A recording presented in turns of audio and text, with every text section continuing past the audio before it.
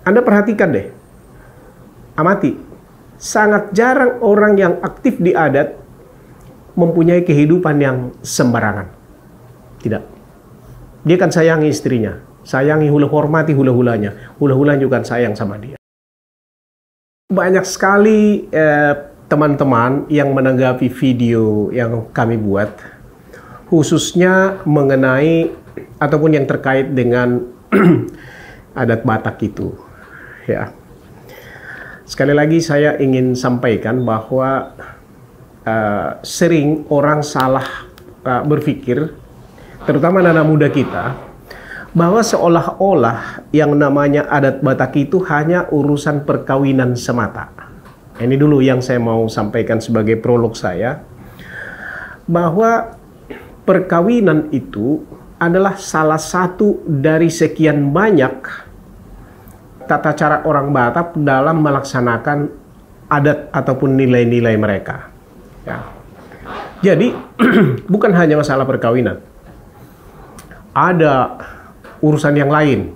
Misalnya memasuki rumah ketika seseorang meninggal, bahkan kemudian memindahkan sarik-saring ataupun tulang belulang nenek moyangnya, seperti yang dilakukan Musa dahulu terhadap tulang belulangnya Yusuf dari Mesir. Mereka bawa itu dan dikuburkan di Hebron. Jadi banyak. Salah satunya adalah pernikahan. Nah, supaya jangan terlalu melebar, maka saya pada saat ini fokus dengan pernikahan. Ya, kita tidak melebar kemana-mana nanti. Nah, saya mau menjawab beberapa pertanyaan dari teman-teman. Yang pertama adalah dari Bapak atau Ibu atau mungkin saudara lah saya katakannya, R. Simatupang. Pertanyaannya dia begini. Pertanyaan saya kepada admin maupun orang yang tak punya pengetahuan tentang adat Batak, bolehkah seseorang menerima adat niburunya seperti Reftania ketika dia atau padahal dia belum membayar adat? Pertanyaan seperti ini ada beberapa. Jadi ini saya rangkumkan karena pertanyaan yang sama beberapa ya. Jadi saya sekaligus menjawab tentang hal ini. Baik. Yang pertama, bahwa orang Batak itu ya, orang Batak itu dalam perkawinan hanya bisa menerima adat apabila dia sudah membayar adat. Nah, ini harus kita pahami dulu ini. Ya, apabila dia sudah membayar adat.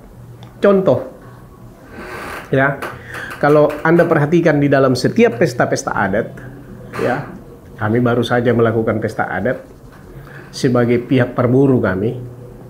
Di situ akan kelihatan bahwa saya menerima adat dari pihak laki-laki dan saya memberkati mereka. Ya, nanti saya akan lebih jauh masuk lagi.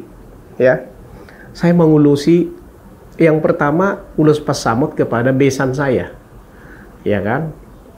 Nah, besan saya itu, ya, kalau dari segi tata krama Batak itu tidak boleh menerima ulus dari saya kalau dia sendiri belum membayar adatnya kepada hula-hulanya. Saya juga demikian. Nggak boleh saya mengulusi orang lain, hela saya atau besan saya, kalau saya belum pernah menerima, ya, menerima adat dan membayar adat kepada hula-hula saya. Kalau saya melakukan itu, hula-hula saya akan bertanya dong, loh, kamu melakukan itu ke saya aja kamu belum bayar, bagaimana? Itu menunjukkan ketidakberadaban. Itu penyimpangan dari tata krama adat kita. Ya. Nah, contoh lagi, ya, ketika saya mengulusi buru saya, yaitu hela saya, dan ulus pasamut kepada besan saya. Anda bisa saksikan di situ bahwa saya menggunakan ulos yang biasa saja, sementara besan saya menggunakan ulos pasamot. Saya belum boleh memakai ulos pasamot seperti itu pada waktu saya mengulusi. Kenapa? Karena saya belum pernah menerima ulos pasamot. Anak saya yang laki-laki belum ada yang menikah. Lalu kenapa dia bisa pakai itu? Karena dia sudah membayar hutang adatnya kepada hula-hulanya dia. Ya, anaknya laki-laki sudah dinikahkan sama dia dan dibayar adatnya, maka hula-hulanya dia dari anaknya laki-laki itu memberikan ulus pasamut kepada dia. Maka dia boleh pakai. Kalau saya belum boleh pakai.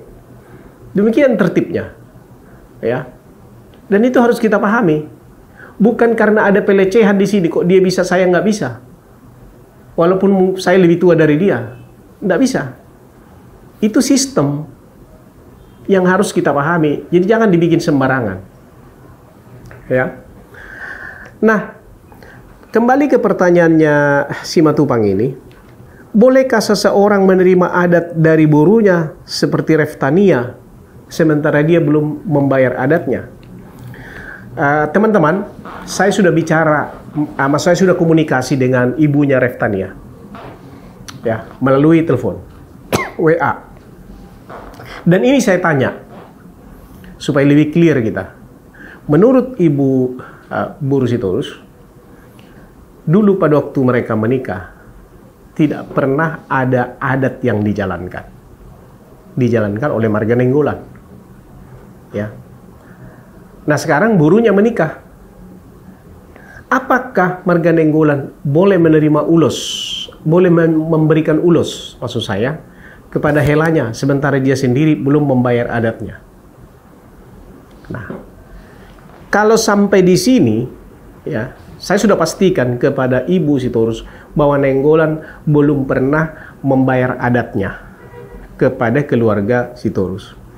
Sampai di situ, itu mestinya tidak boleh. Itu melanggar tatanan yang ada. Akan tetapi, hebatnya adat kita itu dinamis, tidak kaku. Ada hal yang kita tidak tahu. Kenapa? Supaya mereka boleh memberikan berkat kepada menantunya, kepada burunya. Mereka harus bayar adatnya dulu kepada hula-hulanya, dalam hal ini marga Sitorus.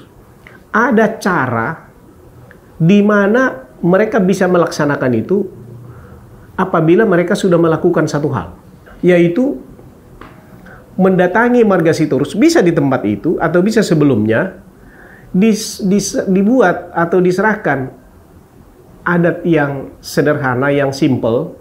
Mereka datang dengan dembetiar namanya, istilahnya. Mereka datang menyembah marga Sitorus itu, hula-hulanya, memohon ampun, memohon maaf karena keteledoran mereka, karena mereka kurang menghargai hula-hulanya selama ini, atau oleh karena keadaan yang sangat sulit, mereka tidak bisa melakukan itu. Nah sekarang mereka melakukan itu. Di Padalan disampaikan dembetiar. Dembetiar misalnya, kalau dulu deban itu untuk sirih, ya, terbuka, artinya mereka datang dengan apa? Dengan segala penghormatan, dengan segala rasa bersalah. Nah, biasanya kalau hula-hulanya mempunyai komunikasi yang baik dengan pihak Paranak, ya, mereka akan menerima itu karena mereka tidak mau berenya ini menjadi korban. Jadi apakah bisa? Kalau itu dilakukan menjadi sah? Bisa. Saya bukan seorang ahli di bidang adat, akan tetapi ketika saya sampaikan ini, saya sudah bertanya kepada raja-raja adat di beberapa tempat, beberapa marga, ya. Seperti ini cara penyelesaiannya. Seperti contoh satu lagi, ya. Contoh satu lagi. Ketika ada seorang orang tua yang meninggal, lalu ada satu orang anaknya yang belum dibayar adatnya. Ingat, kepada orang-orang muda, saya mau pesankan bahwa menikahkan anak itu bukan urusan anak itu, tetapi itu adalah urusan orang tua. Itu sebabnya ketika orang tua meninggal, masih ada hutang dia, belum diselesaikan adatnya, ya, belum dia bayar adat daripada anaknya. Maka ketika dia meninggal, yang tadinya bisa menjadi saur matua, gitu ya, maka pihak hula-hulanya akan bertanya, bagaimana kalian melaksanakan itu sedangkan dia masih ada hutangnya. Nah, di situ pihak marga daripada yang meninggal itu biasanya akan mendatangi hula-hulanya yang belum dibayar adatnya ini. Dipadalah, disampaikanlah debatir yang tadi saya katakan. Mereka datang dengan segala kerendahan hati dan sebagainya. Nanti diulosilah, inilah semacam in advance kami lakukan, kami punya adat ini, nanti kami akan datang menemui kalian dalam waktu dekat, dia bilang. Biasanya kalau komunikasinya baik, maka pihak hula-hulanya itu akan menerima itu. Diulosilah, nanti dia punya menantu dan burunya. Jadilah itu menjadi saur matua. Bahwa seolah di situ tidak ada lagi hutangnya. Jadi itu sebabnya saya pernah katakan bahwa orang Batak itu tidak pernah ada masalah tatanan hidup orang Batak yang tidak terselesaikan. Dan sederhana, sangat sederhana. Ya, selesai. Berjalan dengan baik. Ya. Baik, itu dulu jawaban kepada Bapak atau Ibu Simatupang ini, karena tidak saya jelas apakah Bapak atau Ibu.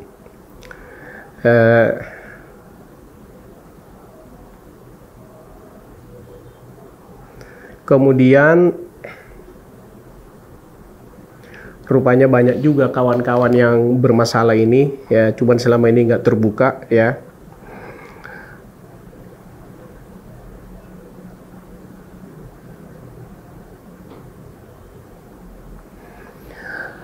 Ada juga pengalaman saya, keluarga saya paradat, dia saya undang. Setelah saya undang, beliau nggak datang. Karena menurut adat Batak mungkin, ya ini menurut saya, karena pada saat itu anak perempuan saya menikah tidak mengadati karena sebab lain hal. Tetapi saya jadi berpikir, apa adat itu wajib dan udah pakem? Ya di kita adat Batak, sementara nggak semua orang Batak mampu untuk bikin adat. Nah, ini ada dua pertanyaan ini. Ada dua pertanyaan yang disampaikan oleh Ito Roni Marice. Ya, apakah adat itu sudah pakem? Nah, saya selalu menjawab kalau hal seperti ini agak sedikit mungkin bagi orang lain boleh anggap ini terlalu kasar, ya. Tetapi jawaban saya begini. Sebagai orang Batak, kita punya identitas. Tidak lahir kita sebagai orang Sunda, tidak lahir kita sebagai orang bule, tidak lahir kita sebagai orang etnis lain atau bangsa lain. Tapi kita orang Batak. Nah, kita punya identitas yang seperti ini. Kalau nilai-nilai ini tidak ada di dalam diri kita, maka apakah kita masih layak disebut orang Batak? Itu yang pertama dulu. Yang kedua,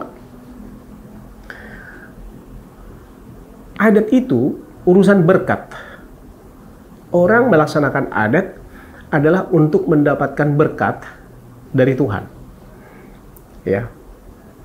Nah, oleh sebab itu, kalau sudah berpikir seperti ini, urusan berkat, maka kita melakukan ini dengan segala ketulusan, dengan segala penghormatan terhadap nilai-nilai pendahulu kita, ya, yang mana mereka itu diberkati, ya, diberkati dan merasa ada berkat di situ.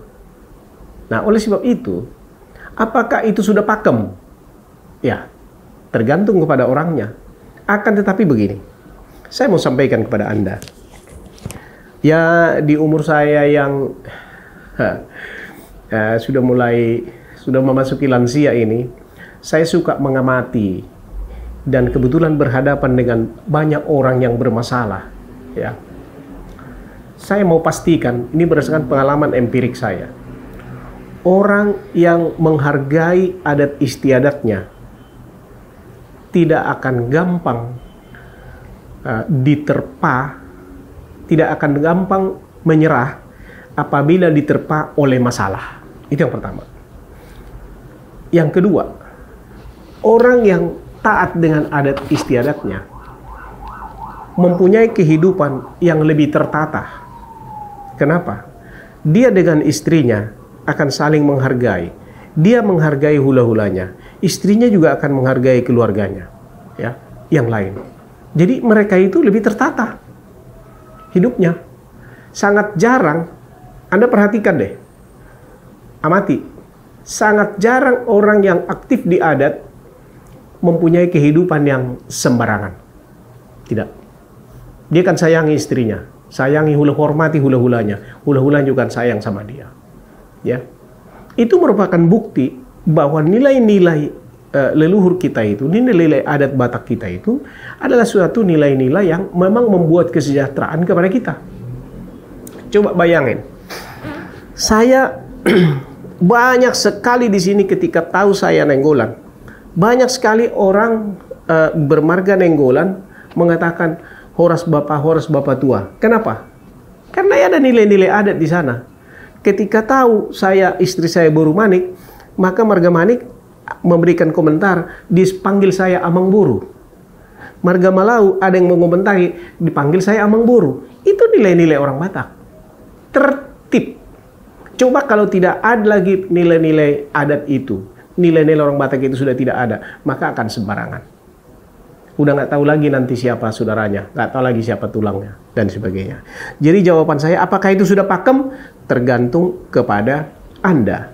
Ya, Anda mau terima atau tidak. Karena itu hak ajasi orang untuk menerima atau menolak. Pertanyaan yang kedua, ya, dikatakan di sini, sementara nggak semua orang Batak mampu untuk bikin adat. Nah, kalau ini saya mau jawab Anda, itu Roni Marice.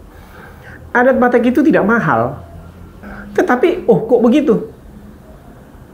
Orang mengeluarkan duit kok miliaran. Ratusan juta paling tidak untuk bikin pesta adat. Betul. Kalau kita mau. Ya kan? Kalau kita mau dan kita mampu. Tetapi ketika tidak mampu, ada adat yang kecil. Begini, ini pengalaman saya. Saya sudah membayar adat untuk 3 orang marga Nenggolan yang bukan anak saya. Satu kali saya di Semarang, di Bekasi 1 kali, dan di Jakarta MT Haryono 1 kali. Ya, ini mudah-mudahan dan saya sudah punya cucu dari sana, bukan anak saya. Dan biayanya murah. Kenapa? Kita tidak perlu buat adat yang besar, ya. Tetapi semua tatanan adat itu ada di sana. Yang membuat biaya adat itu menjadi besar adalah aksesoris sebenarnya, bukan substansinya. Misalnya bikin di hotel, kan nggak perlu di hotel sebenarnya. Di rumah juga boleh. Saya sudah laksanakan itu. Sangat bersahaja. Ya.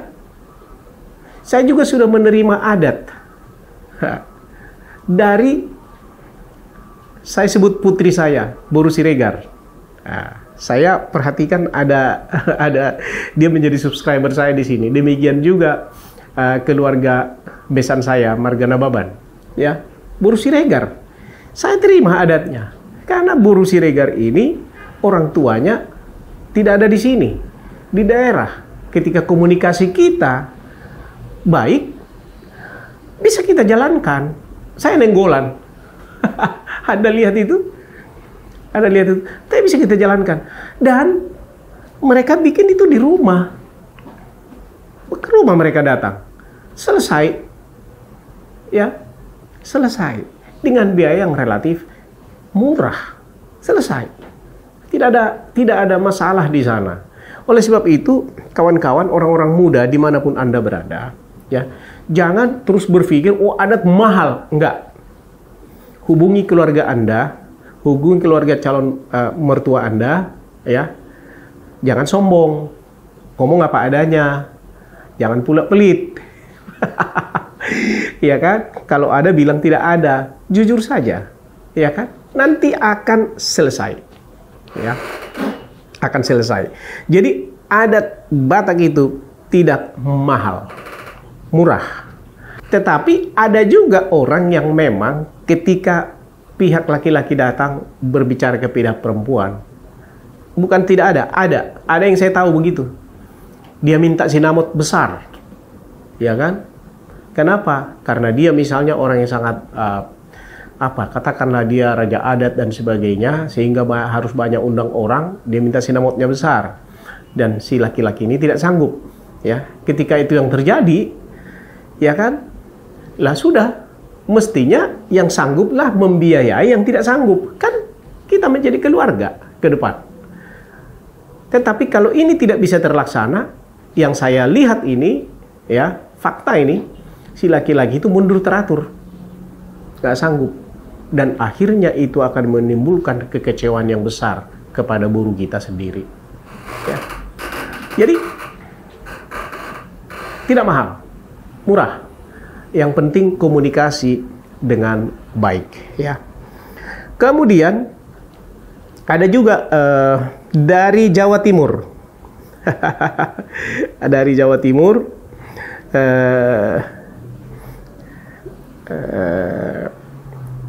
Karena tidak banyak yang dari Jawa Timur ini, saya tidak sebut namanya.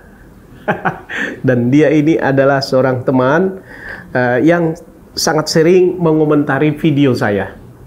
Dia bukan orang Batak, ya, dia orang Jawa, ya, dari Jawa Timur. Ada yang dari Situbondo, ada yang dari Malang, halo Malang, Situbondo. Mereka mengatakan begini, Om, kalau kami bukan orang Batak dan menikah dengan orang Batak, apakah bisa dibikin adat?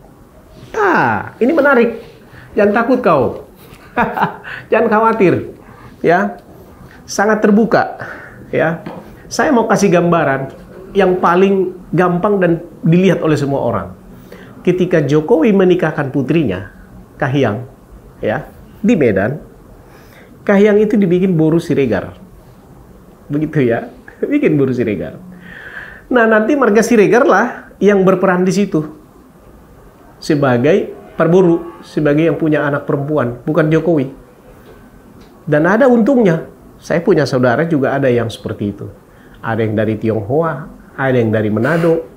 Bahkan yang dari Manado itu sangat aktif di adat. Dia katakan bahwa dia sangat beruntung. Kenapa? Karena dia sekarang jadi marga orang Batak dan marganya itu semua sayang sama dia. Kalau saya tetap dulu nggak ada yang sayang sama saya. Kalau sekarang semua mereka sayang sama saya, katanya. Nah, jadi bagaimana caranya? Sederhana, ya. Kita juga sudah melakukan itu. Saya dulu sama mertua saya dibawa saya untuk mangain. Dibikin jadi buru manik itu. Sesudah bikin jadi buru manik, lalu dipestakan. Mertua saya lah di situ sebagai orang tuanya, ya. Tidak ada masalah. Sederhana. Jadi jangan takut, ya, yang ya dari Malang, Situbondo, Pasuruan, ya jangan takut, sederhana. Ya. Oh, ada satu lagi nih dari Batam, begitu ya. Itu sederhana sekali. Dan saya sarankan kepada kalian wanita, ya, kalau kamu sudah melihat calonmu itu sangat mencintai kamu, ya, kalau dia orang Batak, aktif kamu di adat, ikuti adatnya. Kenapa? Karena kalau dia aktif di adat, dia mempunyai hidup yang lebih tertib daripada orang yang tidak mau tahu dengan adat itu. Itu jawaban saya kepada si cantik yang dari Malang dan dari Situbondo, ya. Kemudian ada lagi di sini, apakah ketika dia di pesta adat harus orang tuanya kandung yang melahirkan dia yang mengulusi dia? Nah, ini menarik, ya. Saya mau sampaikan jawaban di depan dulu. Tidak. Tidak harus. Ya, kenapa? Karena adat itu bukan ya hanya urusan orang tuanya kandung. Adat itu urusan marga. Misalnya saya marga Nenggolan. Marga Nenggolan dengan marga misalnya saja nanti kalau misalnya menantu saya katakan marga Samosir gitu. Itu urusan marga Nenggolan dan Samosir. Anda lihat di setiap pesta adat, ayahnya dengan ibunya nggak ngapa-ngapain di pesta itu. Saya nggak ngapa-ngapain waktu menikahkan putri saya. Duduk aja saya, manis. Mulai dari Marhusip, Martonggo Raja, Maria Raja, dan sebagainya, sampai hari H. Nggak ada, saya nggak ada peranan apa-apa di situ. Yang mempunyai peranan di situ adalah donga tubuh saya, marga Nenggolan yang lain. Saya udah sampaikan, yang 10 generasi nggak ketemu, mereka yang di situ. Nah, apakah harus orang tua kandung yang mengulosi? Tidak. Makanya saya katakan contoh kayak Kahiyang itu, ya kan? Kahiyang itu, apakah harus Jokowi mengulosi? Enggak juga. Siregar lah. Apa orang tuanya kandung itu? Enggak. Ya, satu. Saya punya sahabat yang tinggal di Jerman, di Ellwangen namanya, di 1,5 jam dari Munchen. Boru Sinurat, namanya Denita Sinurat. Hai Denita, ya Denita, pasti kamu nonton saya. Dengan Greg, menikah di sana dengan Greg. Orang tuanya di sini, di Bekasi, ya. Lalu ketika menikah dia di sana, orang tuanya nggak datang, ya. Tulangnya pun nggak datang. Tetapi diulusi dia di sana. Siapa yang ngulusi dia? Margane Baho.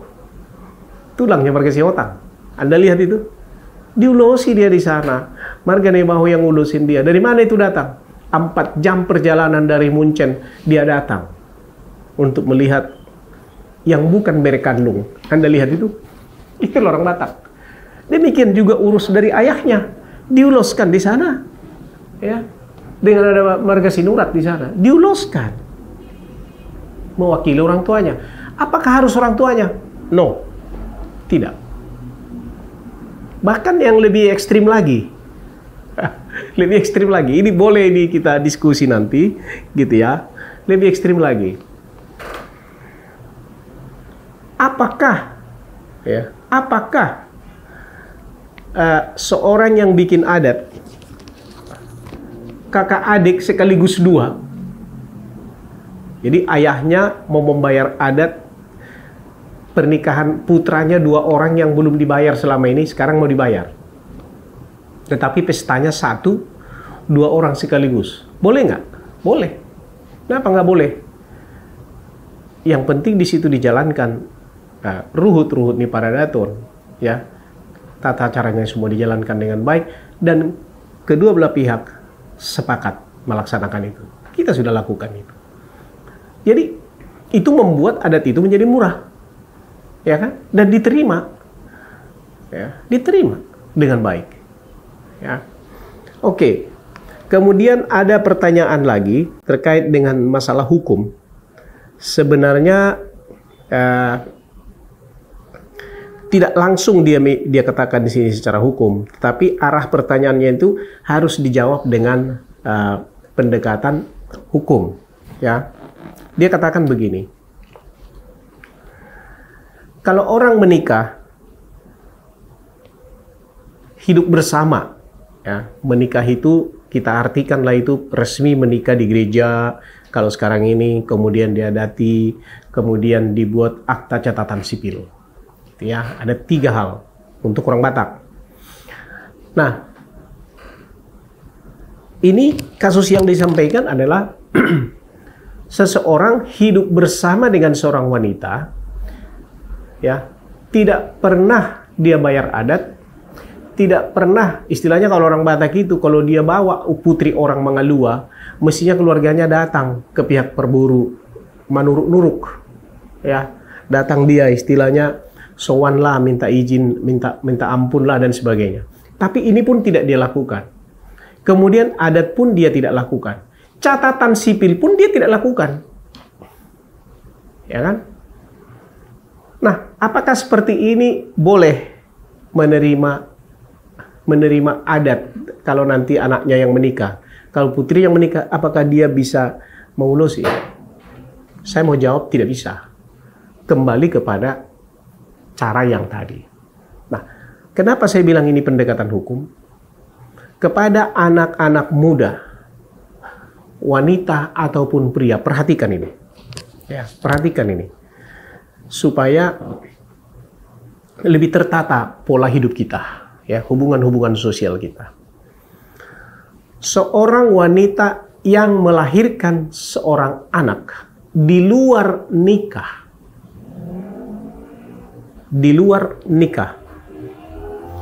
tidak memiliki hak keperdataan dengan ayahnya, tetapi dengan ibunya. Ya, ini harus diperhatikan.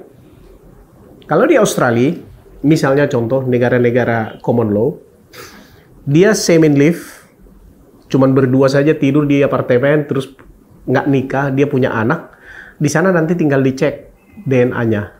Oh, itu anaknya, diakui, pemerintah pun mengakui tanpa harus ada sertifikat. Diakui bahwa itu anaknya, itu ahli warisnya. Tapi di kita di Indonesia tidak. Ya. Undang-Undang Nomor 1 74 itu harus diartikan seperti itu. Ada banyak contoh yang kita lihat. Bahkan mereka menikah di Perth. Ada orang Batak menikah di Perth resmi. Lalu mereka pulang ke sini, punya anak di sini, ya, punya anak di sini. Tetapi akta pernikahan yang dari sana tidak diregistrasi, dilaporkan di sini di catatan sipil. Maka anaknya itu, ya, punya hak hukum keperdataan, hubungan keperdataan hanya dengan ibunya, bukan dengan ayahnya. Ya. Kenapa? Jangan salah. Wanita lah yang tahu itu anak siapa. Apalagi dia ngomong, oh itu bukan anakmu. Lihat dengan kasus artis dengan anak salah satu anak presiden ya, di Indonesia ini. Dia katakan dia sudah hidup bersama dengan seorang laki-laki. Anaknya udah besar, tetapi belakangan si ibu ini mengatakan, itu bukan anakmu, itu anaknya si Anu, katanya, yang lain. Coba lihat. Ya kan? Jadi punya hak, punya hubungan pernikahan dengan ibunya. Nah, kembali kepada kasus yang tadi. Apakah orang itu bisa menerima atau menerima ulus atau mengulusi putrinya pada waktu pernikahan? Tidak boleh, itu ngaco. Ngaco, itu nggak benar. Saya minum dulu. Yang berikutnya di sini dikatakan bahwa gara-gara adat anak dan ibu itu menjadi terpisah. Ya, ini banyak komentar seperti ini. Sebenarnya tidak. Ya, itu apa yang terjadi itu adalah sebenarnya di luar adat itu sendiri. Yang terjadi ini dengan keadaan yang di Medan itu. Kenapa? Tidak ada larangan kepada ibunya kandung untuk datang di pesta itu. Dan tidak dilarang. Tidak ada larangan. Tidak dilarang itu. Hanya persoalannya komunikasi yang baik antara ibunya dengan keluarga Nenggolan, mantan suaminya, sudah nggak ada. Saya sudah berkomunikasi langsung dengan Ibu Sitorus. Saya tanya seperti apa. Ya, jawabannya jelas bahwa memang pihak suaminya nggak pernah perhatikan anaknya. Nah, itu yang diprotes oleh ibunya. Ibunya nggak benci sama Reftania, menurut pengakuannya kepada saya. Nggak. Tetapi pihak suaminya, ya, tidak berkomunikasi baik dengan ibunya Reftania. Dan pihak Nenggolan juga dengan ibunya Reftania tidak ketemu komunikasinya. Jadi persoalannya bukan persoalan adat. Ini bukan persoalan adat yang di Medan ini. Jadi jangan salah tafsir kawan-kawan semua melihat keadaan ini. Ya, tidak. Ya, bukan masalah adat ini. Ini masalah komunikasi kedua belah pihak yang tidak berjalan dengan baik. Itu persoalannya. Ya. Masalah komunikasi, bukan masalah adat. Ya. Jadi ini perlu saya sampaikan karena begini, saudara, kawan-kawan. Dalam menanggapi media sosial itu, aku bukan mengajari kawan-kawan, tetapi saya mau berbagi kepada kawan-kawan. Ya, semua berita itu di sana ada agenda. Ada agenda. Semua berita masuk ke medsos, ada agenda di sana. Video diunggah, ada agenda di sana. Termasuk saya. Ketika saya mengunggah satu video, agenda saya ada. Satu, tidak pernah Anda temukan di video saya provokasi. Itu agenda saya. Tidak pernah temukan di video saya melecehkan orang. No. Kenapa? Agenda saya adalah inspiring, educate, and support. Loving each other. Saya tidak keluar dari sini. Loving each other. Tidak keluar dari sini. Walaupun kadang-kadang ada orang bertanya atau mengatakan ada itu di sini, saya catat ini, dikatakan Bapak ini terlalu memuji-muji burunya, ya. Saudara, saya sangat paham kenapa Anda punya pemikiran seperti itu. Bahkan ada buruh Nainggolan sendiri yang tidak setuju dengan saya. Dia tulis panjang kepada saya, ya. Mereka ini, buruh saya ini tinggal di Cibinong sana. Dia tulis panjang lebar. Saya nggak setuju dengan Bapak Tua, dia bilang. Good. Saya pun nggak setuju sama dengan Anda. Akan tetapi agenda saya bukan itu. Agenda saya adalah how to inspire, how to educate, how to support. Itu agenda saya. Nah, media yang lain punya agenda sendiri. Ya kan? Ada yang provokasi, dan sebagainya. Jadi kepada Anda yang melihat atau membaca, menonton video-video yang diunggah di media sosial, kita harus lebih bijak menanggapinya. Kenapa? Tidak semua yang Anda lihat itu di film itu seperti itu adanya. Tidak semua seperti itu. Karena ada agendanya tersendiri. Saya tidak mengadakan agenda yang dibuat oleh yang lain itu kemarin itu tujuannya apa. Saya nggak mengatakan itu, tapi saya punya penilaian sendiri lah yang tidak perlu saya sampaikan di sini. Tetapi semua punya agenda, ya. Tidak semua yang Anda lihat itu dengan mata itu seperti itu adanya. Yang kedua, tidak semua yang Anda dengar itu seperti itu adanya. Tidak. Tidak semua yang Anda rasakan itu seperti itu adanya. Anda kalau lewat dari kuburan, Anda terus takut, merinding. Nggak ada apa-apa di sana. Anda sudah berpikir di situ setan, nggak ada apa-apa. Nah, jadi persoalan yang sering kita hadapi, ya, yang sering kita hadapi adalah kita mengutamakan perasaan kita anggap itu menjadi benar, padahal itu tidak seperti itu adanya. Nah, saya menjawab pertanyaannya ini, apakah saya terlalu memanjakan ataupun memuji-muji Reftania padahal dia sudah perlakuan tidak baik ibunya? No. Kenapa? Orientasi saya adalah saya melihat Reftania itu sedang sakit. Dia itu korban orang tuanya, ya. Mulai dari dia kecil. Sedang sakit. Maka yang dibutuhkan saat ini obat. Bukan malah membuli dia. Itu paling tidak dari sudut pandang saya, ya. Nah, jadi kita bisa berbeda dalam hal ini, ya. Dalam segala hal kita, kalau buat saya seperti itu, ya. Kita melihat seperti apa yang dibutuhkan, itu yang kita lakukan. Sesudah recovery, Anda boleh saja pukul anak Anda. Anda boleh saja marah kepada anak Anda, ya. Tetapi kalau dia dalam keadaan sakit, Anda buat apapun nggak ada artinya.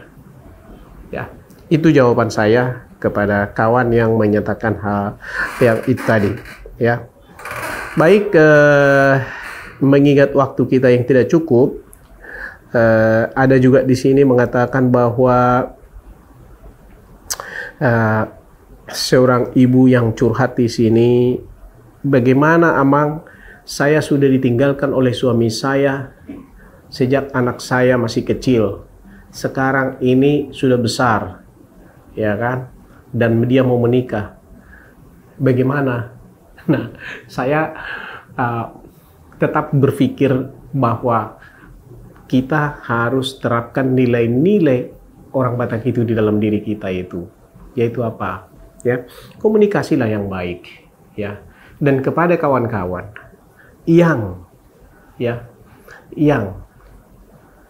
katakanlah anaknya diserahkan kepada istrinya, ya, janganlah membiarkan ya anak itu bertumbuh sedemikian rupa tanpa ayah, tanpa kehadiran ayah, atau tanpa kehadiran keluarga. Itu hanya akan menimbulkan masalah yang lebih besar di kemudian hari.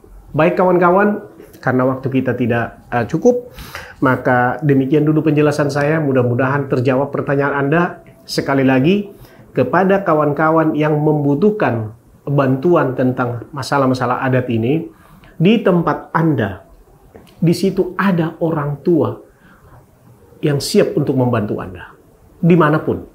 Ya, jadi jangan menganggap adat itu sesuatu yang terlalu mahal, jelimet, dan sebagainya.